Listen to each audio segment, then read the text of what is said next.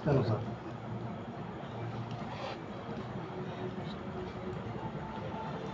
మీ దయవల్ల మొదటి శతకం ఇంకా రాస్తారు మీరు? అవును సార్.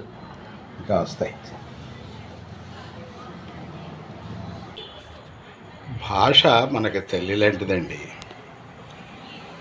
రాయప్రోలు సుబ్బారావు గారు ఏ దేశమేగినా ఎందుకాలిడినా ఏ పీఠమెక్కినా ఎవ్వరెదురైనా ఒకడరా నీ తల్లి భూమి భారతిని నిలుపరా నీ జాతి నిండు గౌరవము అని చెప్పిన మాట అదొక ఉపదేశం. ఎవరైనా సరే ఏదైనా ఎన్ని భాషలైనా నేర్చుకోవచ్చు, ఏ ఉద్యోగాలైనా చేయొచ్చు, ఏ దేశాలైనా ఏలచ్చు. కానీ మనది అంటూ ఉండేటువంటి నాగరికతని, సంస్కృతిని మనం విడిచిపెట్టకూడదు. బాగా పరిశీలిస్తే వివిధ రకాల ప్రక్రియలకు చెందినటువంటి సాహిత్యం ఉంది మనకి. ఆ సాహిత్యకారులందరూ కూడా అభ్యుదయం అన్నారు, విప్లవం అన్నారు, దిగంబర కవిత్వం అన్నారు. అందుచేత దానిని మనం విడిచిపెట్టకూడదు.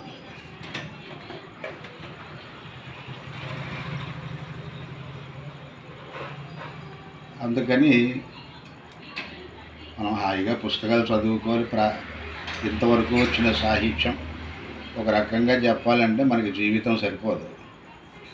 దాన్ని చదివి మనకు చేతనైనంత అర్థం చేసుకుంటాం, వీలైనంత దాన్ని నిలబెట్టుకోవడానికి ఇంకా కొంచెం అభివృద్ధిలోకి తెచ్చుకోవడానికి ప్రయత్నించడం అనేది ప్రతి భాషాభిమాని యొక్క బాధ్యత. మీకు మీ ఇష్టం వచ్చిన ప్రక్రియను అనుసరించండి, మీ ఇష్టం వచ్చిన సిద్ధాంతాన్ని తీసుకోండి, ఏమీ ఇబ్బంది ఏం లేదు. అంటే అభిరుచుల్లో తేడాలు ఉంటాయి, అభిప్రాయాల్లో తేడాలు ఉంటాయి, దానికి అనేకమైనటువంటి కారణాలు ఉంటాయి. దేన్ని కూడా మనం ఇది తప్పు అని నిందించడానికి వీల్లేదు. రెండవది, కవి స్వతంత్రుడు. ఆయనకి ఎప్పుడు ఏ రకమైన స్పందన కలిగితే దాన్ని బట్టి కవిత్వం రాసుకుంటాడు. ఆయన ప్రక్రియ కూడా ఆయన ఇష్టం. నువ్వు ఇలాగే రాయి, ఈ వస్తువు మీదే రాయి అని నియంత్రించడం అనేది అది సమంజసమైనటువంటి విషయం కాదని నా అభిప్రాయం. ఆ స్వేచ్ఛ కవికి ఉండాలి. అలాగే మనం బాగా పరిశీలిస్తే అనేక మార్గాల్లో కవిత్వాలు చేసినటువంటి వారు కొంతకాలం అయినప్పటికీ దాని నుంచి మళ్ళీ మారుతున్నారు. శ్రీశ్రీ గారే దానికి పెద్ద ఉదాహరణ. ఎన్ని అవతారాలు ఎత్తాడు ఆయన. ఒక సందర్భంలో ఆయన కవిత స్థాయి బాగా దిగజారిపోయిందని కూడా బాధపడ్డారు సాహిత్యవేత్తలు. కనుక మనం చక్కగా చదువుకోవాలి, అవగాహనకి రావాలి, మనకు తోచిన విషయాలు మనకి నచ్చినటువంటి ప్రక్రియలో వ్యక్తీకరించాలి, ఆవితరాలను బాగా తయారు చేసుకోవాలి. అప్పుడు భాష పోతుంది అనే మాట నేను ఒప్పుకోను. ఎందుకంటే మనిషి పోతే తప్ప భాష పోదు. ఆయన బతుకునన్నాడు ఏదో మూలద వినిపిస్తూనే ఉంటుంది.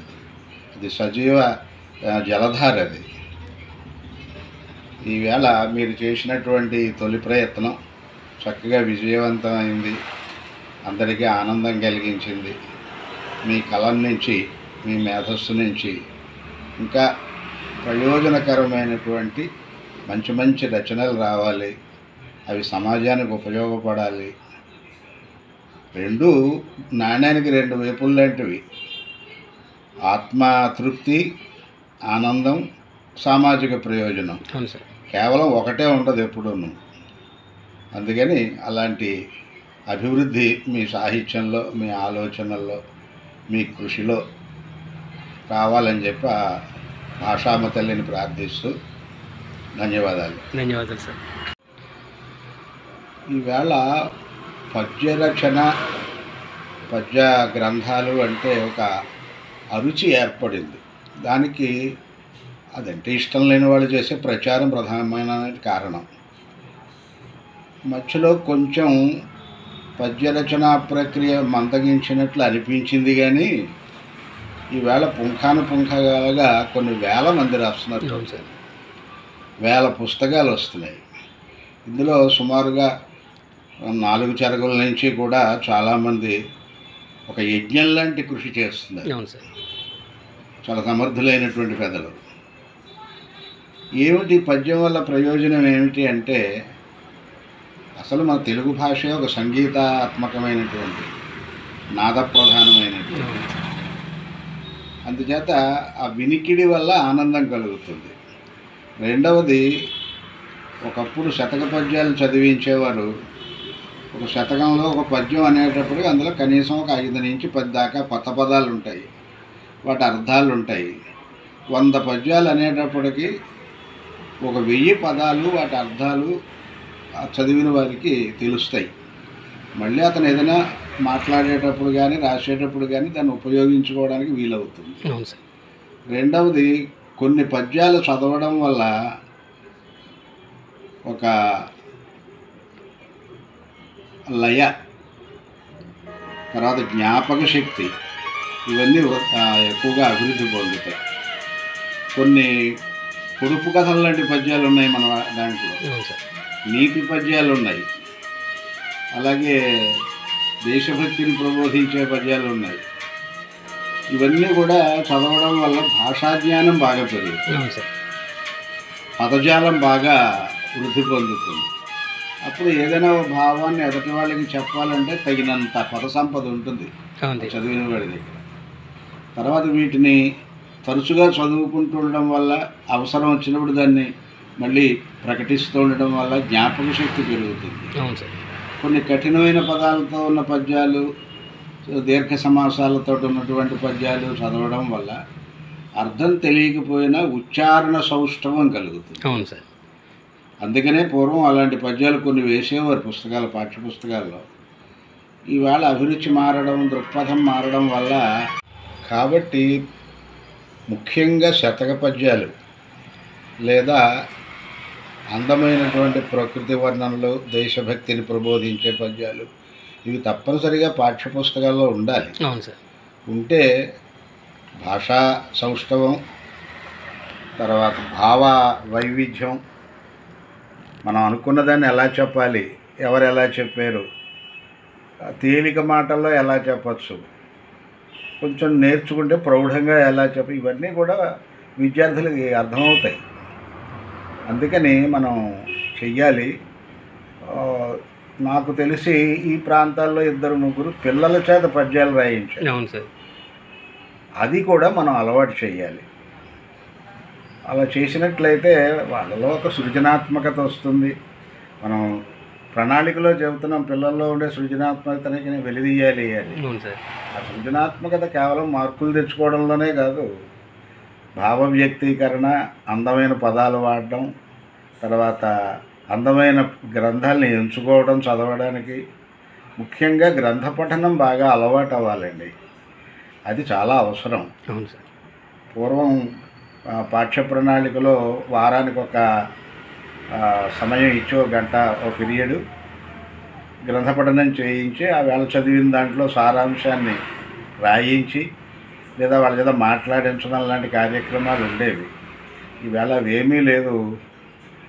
పాఠశాలకు వెళ్ళిన దగ్గర నుంచి మళ్ళీ చీకటి పడిపోయి వాడు అలిసిపోయి తోటకూరగాళ్ళ వేళ్లాడిపోయేదాకా అందులో పెట్టి బంధించేస్తున్నాం. అవును సార్. సృజనాత్మకత చచ్చిపోతుంది దానివల్ల. అంటే అలాంటి స్వేచ్ఛాయుతమైన క్రమశిక్షణతో కూడిన విద్యాభ్యాసం, మనదు అంటూ ఉండేటువంటి వేషభాషా సంప్రదాయాలు, మన సాహిత్యం, కళలు, వీటి మీద పిల్లలకు అవగాహన కలిగించే విద్యా వ్యవస్థ రావాలని మన బొటిగాళ్ళందరూ ఆశిస్తున్నాం. వస్తుంది కూడా. ఎంచేదంటే ఇది ఒక చక్రం లాంటిది, తిరుగుతూ ఉంటుంది, అందులో కొన్ని మారుతూ ఉంటాయి. వస్తుంది అది. తర్వాత ఈవేళ చాలా ఉత్సాహవంతులైనటువంటి యువకులు ఉపాధ్యాయులుగా వస్తున్నారు. ఇటొచ్చి చిన్న విచారకరమైన విషయం అంటే చాలామందిలో అంకిత భావం ఉండట్లేదు. అది ఉన్నట్లయితే ఉపాధ్యాయుడు నిత్య విద్యార్థి అనే మాట ఒకటి ఉంది కనుక, ఆయన అభ్యాసం చేస్తూ పిల్లలకి చేత కూడా అభ్యసింపజేస్తే భాష ఎక్కడికి పోదు, మన సంస్కృతి ఎక్కడికి పోదు. నా ప్రాచీన సాహిత్యాన్ని మనం నిరసిస్తాం, కానీ ఇదే మాట నన్నయ్య గారు ఆంధ్రశబ్ద చింతామణిలో స్వస్థాన వేషభాషాభిమానం ఉండాలి అని చెప్పాడు. ఈవేళ గురజాడ వారు చెప్పినా ఇంకా ఆధునికులు చెప్పినా కూడా అదే మాట చెబుతారు తప్ప ఇంకొకటి కాదు. తర్వాత రెండోది, మనం సమాజంలో ఉండే విద్యార్థులకి మన అభిరుచుల్ని వాళ్ళ నెత్తుల మీద రుద్దేయకూడదు. ఉన్న విషయం చెప్పాలి, ఆయనకి ఇష్టమైన మార్గంలోకి ఆయన ఎడతాడు. అంతే. అప్పుడు ఏమవుతుందంటే ఇది వికసిస్తుంది బాగాను, లేకపోతే సంకుచితం అయిపోతుంది. అవును సార్. అలాంటి సంకుచిత భావాలు మనం నేర్పకూడదు. అన్ని సాహిత్యంలో అన్నింటిలోనూ చాలా అందం ఉంది, అన్ని భాషల్లోనూ. అవును సార్. మనం అర్థం కాదని వదిలేస్తాం, లేకపోతే నచ్చదు కాబట్టి వదిలేస్తాం. ఓ తమిళం విన్నా, లేకపోతే ఓ హిందీ భాష విన్నా మనకి చక్కగా అర్థమవుతుంది. మనకి ప్రాచీన తమిళంలో అన్ని సంస్కృత పదాలే, అంచేత మనకు అర్థమవుతుంది. మనం మాట్లాడలేకపోవచ్చు, అది వేరే విషయం. అది అలాగే కొన్ని భాషలు కొంచెం కఠినంగా ఉండొచ్చు, కృషి చేస్తే అది ఇబ్బంది ఏం కాదు. వీటన్నిటికీ కూడా పునాది ఏమిటంటే మన భాష మనకి బాగా వచ్చి ఉండాలి. అప్పుడు అన్ని భాషలు మనం తేలిగ్గా నేర్చుకోగలుగుతాం. ఇది శాస్త్రజ్ఞులు, నిపుణులు చెప్పినటువంటి మాటే తప్ప మనం అనుకునే మాట మాత్రమే కాదు. ఇది ఆ రకమైనటువంటి కృషి జరగాలి. ఇప్పుడు ఫిబ్రవరి 21 మాతృభాషా దినోత్సవం మనం జరుపుకున్నామండి. అయితే అది మనం ఒక రోజుకే పరిమితం అయిపోయి ఉపన్యాసాలు ఇవ్వటం, తర్వాత మళ్ళీ దాని గురించి మర్చిపోవటం, ప్రభుత్వం కూడా దాని గురించి సరిగా నిర్లక్ష్యం చేయడం, ఇలాంటివి జరుగుతున్నాయండి. ఇప్పుడు దీనికి మరి ఎలాగ పరిష్కారం జరుగుతుందంటారు? అసలు ప్రభుత్వం యొక్క ఆలోచనల్ని మార్చాలంటే మరి ఉపాధ్యాయ సంఘాల యొక్క పాత్ర అందులో ఉండాలండి. ఇందులో మళ్ళీ రాజకీయ పార్టీలకు అనుబంధమైనటువంటి సంఘాలే కనిపిస్తున్నాయి తప్ప భాష, సాహిత్యం, కళలు, సంస్కృతి, విద్యార్థుల యొక్క సర్వతోముఖ అభివృద్ధిని ఆలోచించడం అనేది జరగట్లేదని చెప్పి నా ఉద్దేశం. అవును సార్. ఒకవేళ జరిగితే ఎవరైనా వాళ్ళ సిద్ధాంత రీత్యా జరుపుతున్నారు తప్ప ఒక సర్వతోముఖమైనటువంటి సమంజసమైనటువంటి సమభావం వాళ్ళలో అలవాటు లేదు. అయితే ఆ విధానంగా పోరాటం కూడా అవసరమే. ఎందుకంటే కొన్ని మనం సాధించుకోవాలంటే ఇది కావాలి. ఇప్పుడు సామాజికంగా, విద్యాపరంగా అంటే విద్యావేత్తలు చేయవలసినటువంటి విషయం ఎక్కువగా సాహిత్య సంస్థలు ఏర్పాటు చేసి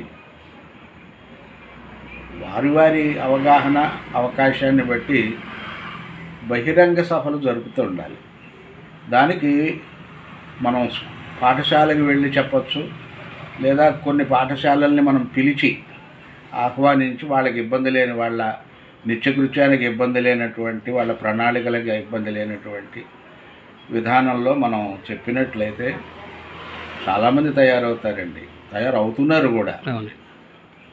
ఎవరికి వీటి మీద విరోధభావం లేదు.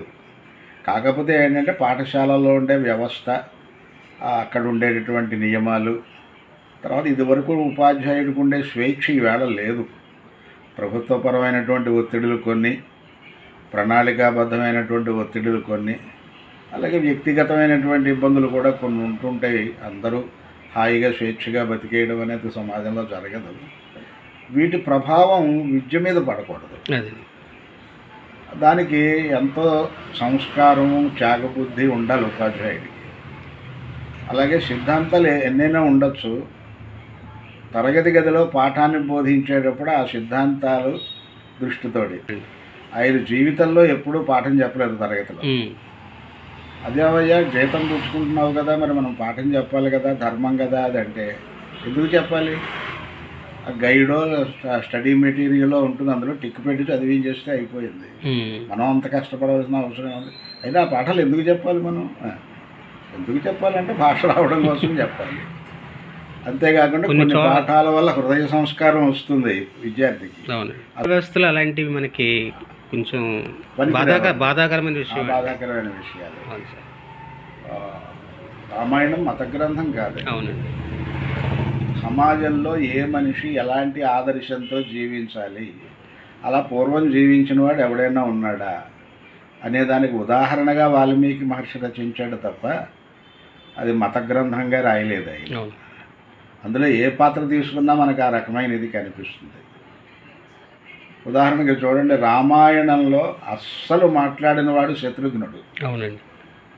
ఎక్కడో ఎవరి మీదకో యుద్ధానికి వెళ్ళవలసి వచ్చినప్పుడు ఒకటో రెండో మాటలు మాట్లాడాడు అంతే. మిగతా చోట్ల ఆయన భావోద్వేగాలు ఎక్కడా కనిపించవు మనకి. ఆయనకి అసలు పేరే వశిష్ఠ మహర్షి శత్రుఘ్నుడని పెట్టాడు. ఏంటయ్యా ఈయన అస్తమానం కర్రా కత్తి తీసుకుని అందరి మీదకి యుద్ధానికి ఎడతాడంటే అది కాదట. అంతర్గతంగా ఉన్నటువంటి కామక్రోధాది శత్రువుల్ని అదుపులో పెట్టుకునేవాడు అని దాని అర్థం. అది భవిష్యత్తుని ఆయన దృష్టి జ్యోతిష శాస్త్ర దృష్టితో చూసి ఆ పేరు పెట్టాడు. భరతుడు అంటే అన్నిటినీ భరించగలిగినటువంటి వాడు. లక్ష్మణుడు అంటే శుభమైన, ప్రతి పేరుకి అంతరార్థం ఉందండి. ఉంది. అందుకని అలా దృష్టిలో చదివితే రామాయణం అందరికీ చదువుకోదగ్గదే. అందుచేత ఆ దృష్టి కలగాలి. అయితే ఇది ఎక్కువగా మనకి ఈ పాశ్చాత్య భావ దూషితం అయిపోయింది మన బ్రతుకంతా. తెల్లవారు లేచిన దగ్గర నుంచి చివరి దాకా, నిద్రపోయేదాకా, పుట్టిన దగ్గర నుంచి చివరి దాకా దానితోటే ఇంకా బతుకుతున్నాం మనం. అది పోవాలి. ఏదైనా ఒక